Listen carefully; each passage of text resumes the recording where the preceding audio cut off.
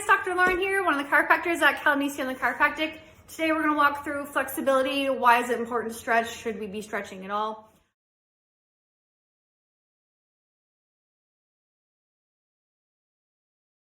Newest recommendations coming out suggesting that we should be warming up rather than stretching directly before exercise, aiming for that 5 to 10 minutes. Bring blood to the muscles, bring heat to the muscles. If you'd like to stretch, that's your window to do it after. So a warm muscle is going to stretch better than a cold muscle. This is helping us improve our range of motion, making us more fluid, reducing our injury risk. Again, a healthy muscle is a warm muscle, is a long stretched muscle. Now there are two types of stretching. We have our static stretching where you just simply pull and hold. That's stretching one muscle group. The other set is called a dynamic stretch. With this, you're stretching a group of muscles through movement.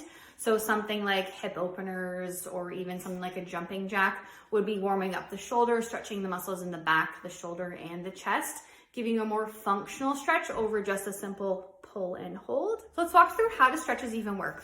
Well, your muscle is built with a muscle belly in the middle, tendons at the end. During a stretch, we're pulling on the ends of the muscle, that tendon, as well as the coating of each muscle fiber. Think of it as a protective layer. So as we stretch those ends, the whole muscle as a unit gets pulled and causes micro damage.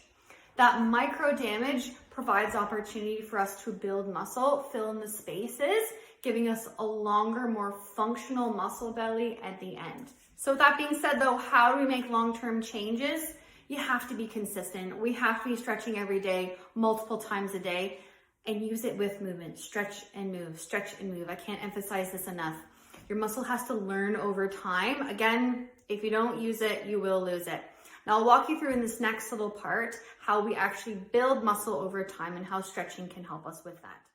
So for a muscle to function properly, it needs to be able to contract and shorten, as well as relax and lengthen. Coupled together, we get movement. So like I mentioned earlier, we cause micro damage to muscles through activities such as stretching, whether that be static or dynamic, or pulling on the muscle, causing micro damage in between fibers, allowing room for more muscle to build over time, building a longer and stronger muscle. So whether it be stretching that you're doing or strengthening such as sport-specific exercise, weightlifting, anything where we're adding stress to a muscle, this causes that micro damage. Like I mentioned, small tears within the muscle fiber. This is okay under certain circumstances. Anything more than a small tear, we start to encroach on that area of strain, sprain, injury. So I want you to imagine the muscle as a closed chain group of links together. As we exercise, as we stretch, we slowly pull these links apart through micro damage, allowing space for the insertion of more muscle fibers, proteins, building a longer, stronger muscle. So now comparing to our new chain, we have more motor links, we have a longer muscle, thus a stronger muscle. So muscle building happens under the right circumstances. First of all, we need to stretch the muscle, whether that be through stretching, lifting weights, perhaps sport-specific exercise, to a degree where we're causing micro damage, not to the point of causing strain, sprain, leading to injury. This is built on our building blocks, our protein units, our overall nutrition, so keeping important what we're bringing into our body. And the equally as important but often forgotten, the rest and repair phase. We must be focusing on our hydration, gentle movement after exercise, and sleep. Overall, I hope you found this information helpful. If you have any questions, please feel free to reach out in office.